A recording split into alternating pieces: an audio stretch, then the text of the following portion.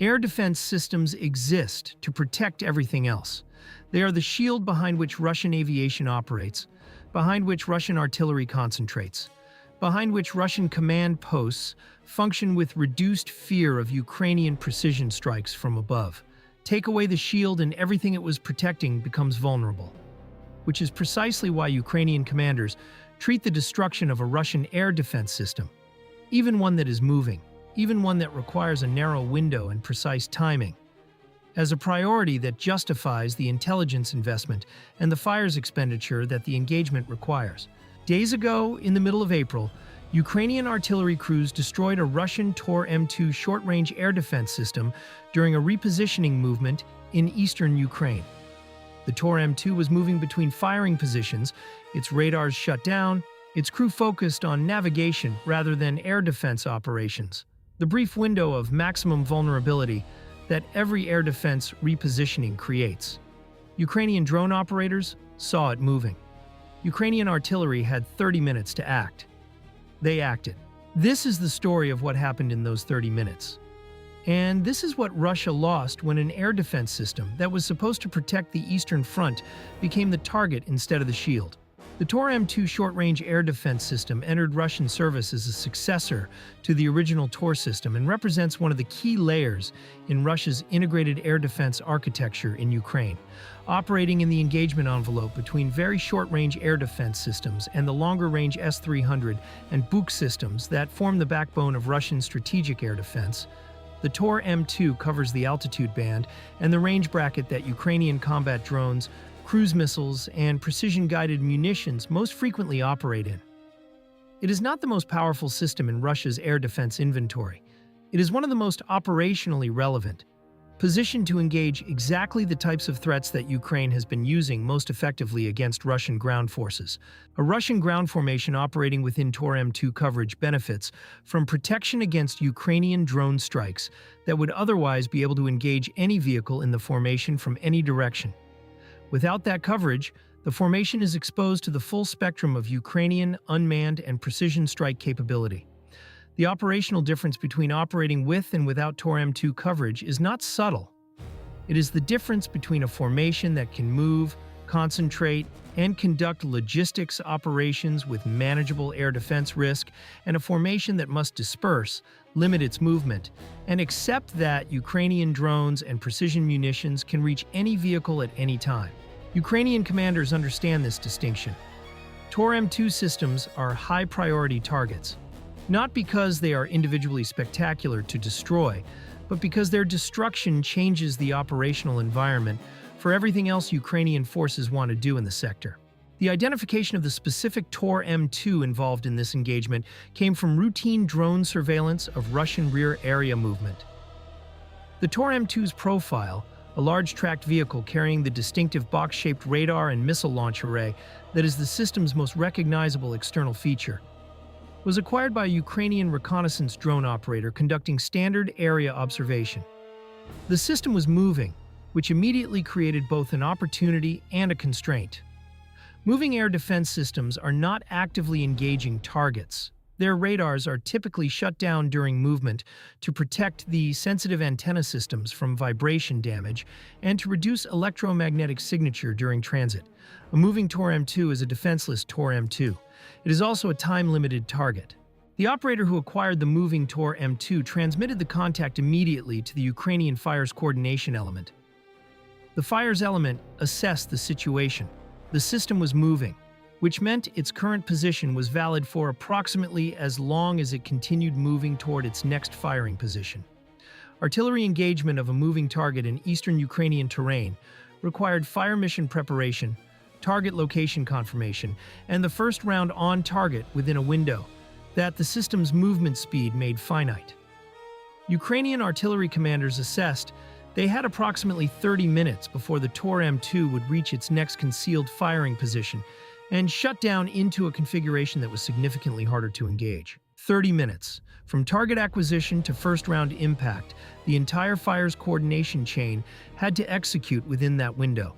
The fires coordination process that Ukrainian artillery has developed for exactly this type of time-sensitive target engagement reflects the operational procedures that years of fighting have refined. The drone operator maintaining observation of the Tor-M2 transmitted continuous position updates, the system's heading, speed, and the route it was following toward its apparent next position. Ukrainian artillery fire control calculated a predicted impact point, not where the Tor-M2 was now, but where it would be when artillery rounds, already in flight, arrived at the target location. This predictive engagement, firing at where the target will be rather than where it is, requires confidence in the target's movement data and in the artillery's ballistic calculations. Ukrainian artillery crews prepared and fired the first ranging rounds within 15 minutes of the initial target acquisition. The first adjustment, the correction from the initial impact to the target's actual position, was transmitted by the observing drone operator within seconds of the round's landing. The correction was small.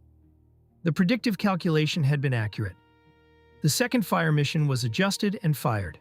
The Tor-M2 was approximately 800 meters from what Ukrainian analysts assessed as its next firing position, the concealed location where it would shut down its systems and become significantly less targetable. When Ukrainian artillery rounds landed, the system was struck on its right side, penetrating the hull and detonating inside the vehicle. The radar array and missile launch system were destroyed. The tracked vehicle platform was immobilized by the track damage caused by the initial impact.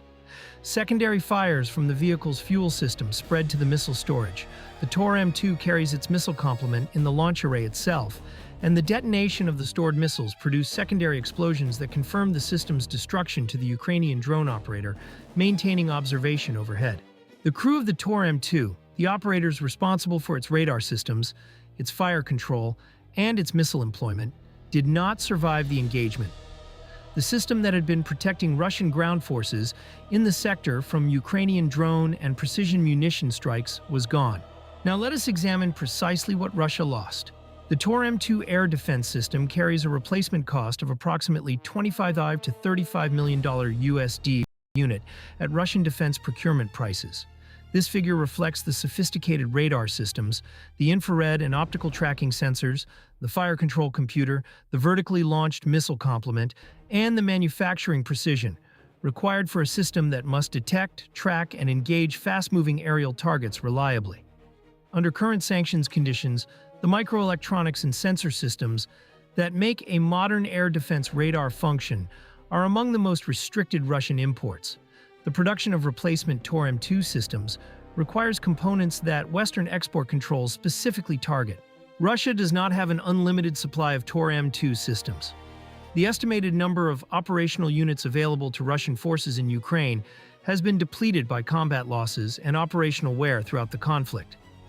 Each system destroyed is a reduction of the air defense coverage that Russian ground formations depend on. A coverage reduction that cannot be quickly compensated for because the replacement production timeline, under current conditions, runs to months per unit at most. The missiles destroyed with the system add an additional $2 to $4 million in direct materiel cost. The Tor-M2 carries a complement of 8 ready-to-launch missiles in its launch array. Missiles that represent the system's immediate engagement capacity, and that, in a theater where Russian air defense ammunition consumption has been significant, represent resupply resources that Russian logistics had moved forward specifically to maintain this system's operational readiness. The crew losses represent a personnel cost in a specific technical specialty that is difficult to replace under current Russian training conditions. Tor-M2 operators, the radar technicians, the fire control specialists, the system commander responsible for target identification and engagement decisions, complete training programs that take 18 months to 2 years, and that require a base of mathematical and electronic aptitude that is not uniformly distributed through the available manpower pool. The experienced crew that was lost in this engagement had been operating this specific system, in this specific operational environment, with the accumulated situational awareness that comes from weeks or months of operation in a specific theater. Their replacements will require time to develop equivalent proficiency. The operational impact on the Russian ground formation that had been operating under Tor-M2 coverage is immediate and significant. Ukrainian drone operators who had been constrained in their employment by the Tor-M2's engagement envelope now operate against the formation with reduced air defense risk.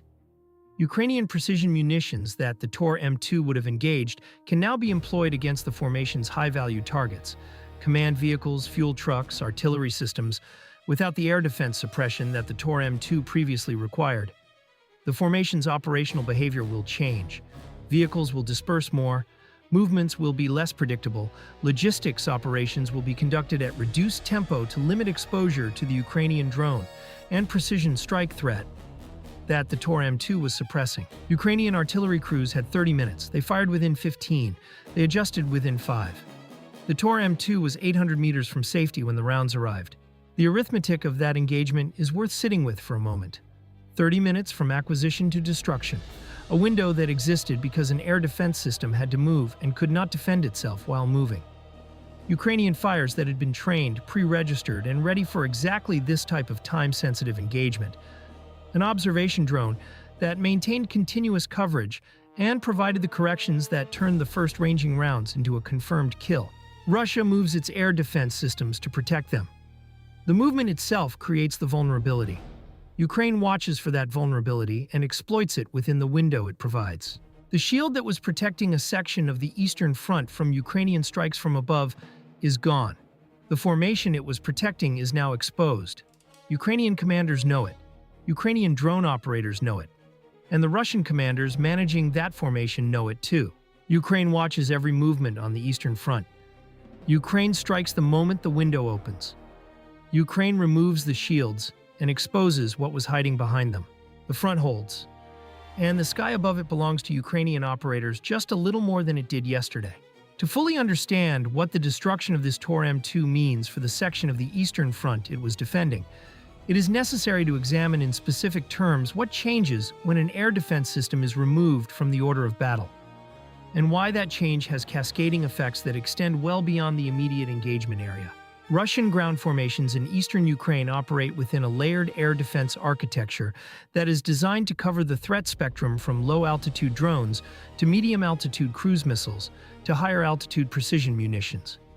Each layer of this architecture covers a specific altitude band and a specific range bracket. The Tor-M2, with its engagement altitude ceiling and its range parameters, covers the band that Ukrainian combat drones, the FPV systems, the reconnaissance platforms, and the medium-range kamikaze drones operate in most frequently. It is the layer that Ukrainian forces have most actively targeted and most consistently tried to circumvent. When the Tor-M2 is present and operating, Ukrainian drone operators planning strikes against targets in the Russian rear must account for its engagement envelope. They must plan approach profiles that attempt to minimize the exposure of their drones to the Tor-M2's radar and tracking systems. They must accept that some portion of their strikes will be intercepted. And they must expend surveillance and planning resources on understanding the Tor-M2's position, operational patterns, and coverage gaps before they can efficiently conduct strikes in the protected area. When the Tor-M2 is absent, destroyed in maintenance, or repositioning, that constraint disappears. Ukrainian drone operators can approach from any angle, at any altitude within their operational envelope, without accounting for an air defense system that will engage them. The planning burden is reduced. The strike effectiveness is increased. The tempo of Ukrainian drone operations against targets in the formation's rear area can increase because each mission no longer requires the additional preparation that Tor-M2 coverage demands. Russian commanders understand this dynamic. They know that losing a Tor-M2 creates a window of vulnerability for their formation. Their standard response is to request air defense reallocation from theater reserves, to ask for a replacement Tor-M2 or an equivalent system to be moved into the coverage gap created by the loss. But theater reserves are finite, and the demand for air defense systems across the entire Russian operational area in Ukraine exceeds the available supply. Reallocation means creating a coverage gap somewhere else to fill the gap created by this loss. The problem does not disappear. It moves. The specific timing of this engagement, mid-April, as Russian forces in the sector were apparently repositioning their air defense in preparation for anticipated changes in operational tempo, reflects the pattern that Ukrainian fires planning has learned to anticipate and exploit. Russian air defense repositioning typically accompanies transitions between operational phases. When ground forces are preparing to shift from one type of operation to another, their air defense coverage is reorganized to match the new operational geometry. This reorganization requires movement, and movement creates the windows that Ukrainian artillery has learned to use. Ukrainian drone operators conducting routine surveillance of the sector had been tracking the movement pattern of this specific Tor-M2 over the preceding days, building a picture of its typical repositioning routes and the timing of its movements.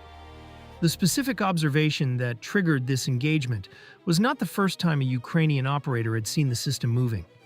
It was the first time the movement coincided with all the conditions required for a fire's engagement. The system's predicted route, placing it in terrain where artillery adjustment fires could be conducted, the time of day providing adequate drone observation conditions, and the artillery assets required for a time-sensitive engagement being available and pre-positioned. This is the intelligence preparation that most battlefield coverage overlooks. The 30-minute window that Ukrainian artillery exploited was not discovered accidentally. It was anticipated. The result of prior surveillance that had characterized the system's movement patterns well enough that Ukrainian fires planners had developed a template for engaging it when the conditions aligned.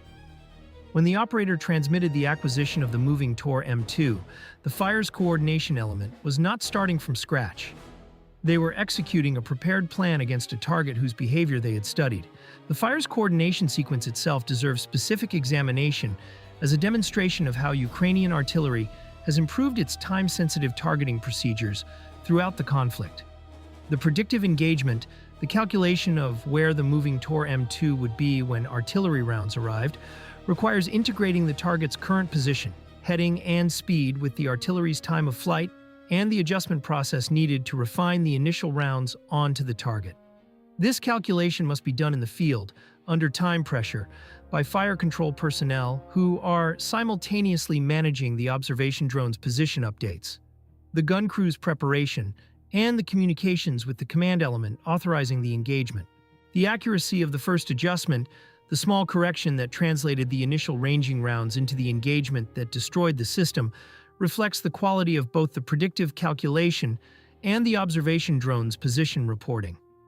A larger initial error would have required more adjustment rounds and more time, potentially exhausting the engagement window before a confirmed kill was achieved.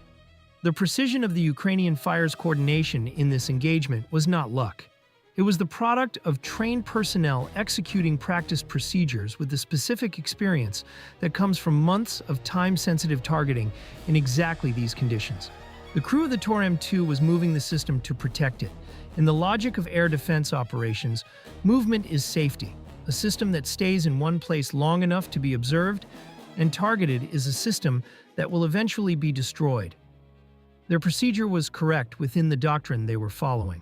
What their doctrine did not account for adequately was an opponent that had been building the intelligence picture of their movement patterns well before the engagement window opened, that had prepared the fire's template before the moment arose, and that could execute a complete fire's coordination cycle from acquisition to confirmed kill in 30 minutes against a moving target.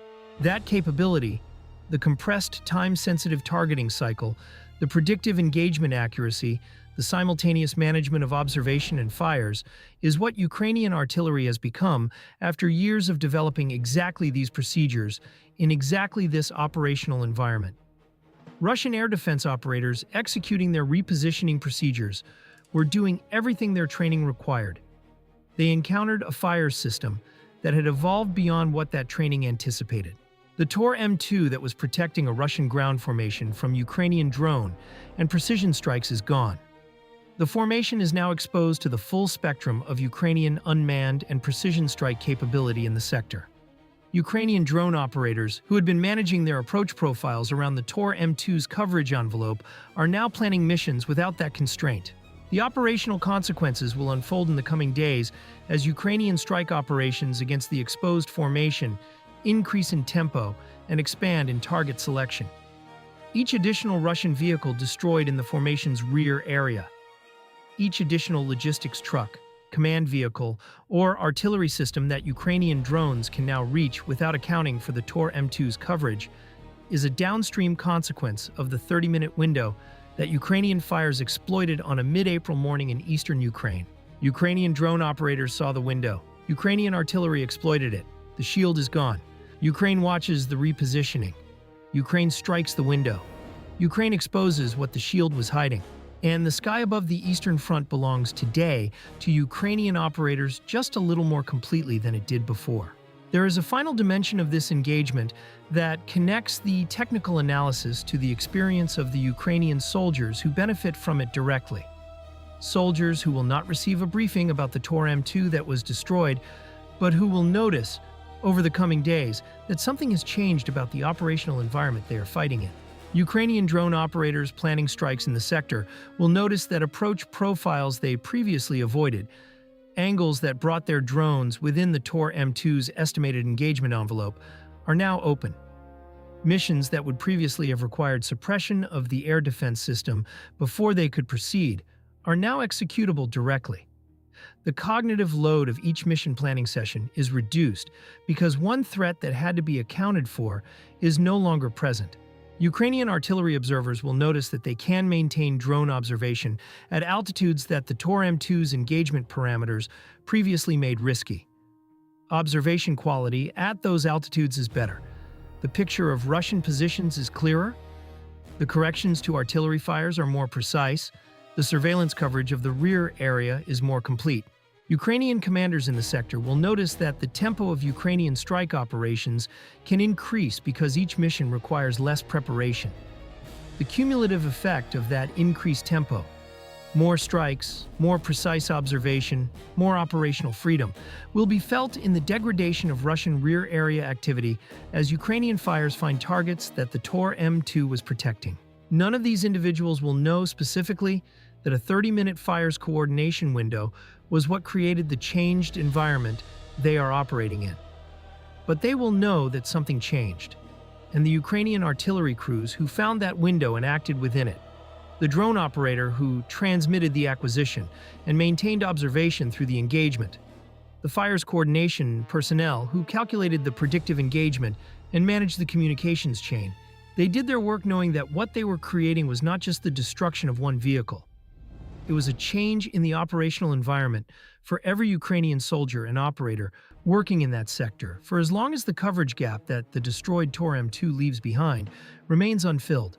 30 minutes, 15 to fire, 5 to adjust, 1 confirmed kill. The shield is gone. The formation behind it is exposed. Ukraine's operators are already planning what to do with that exposure. Ukraine sees the window. Ukraine acts. Ukraine holds and advances.